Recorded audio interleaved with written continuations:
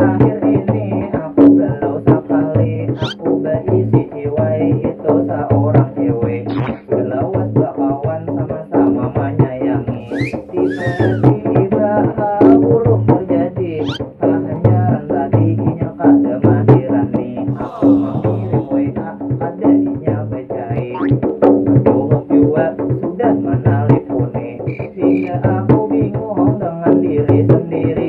Sekalinya inya berisi pacar sudah berisi lelaki. Terpaksa aku jadi patah hati. Anak bunuh diri tapi tak mati. Anak berjauh ke sungai kalau kada timbul lagi. Tapi berpikir pulang tak dua kali. Lebih baik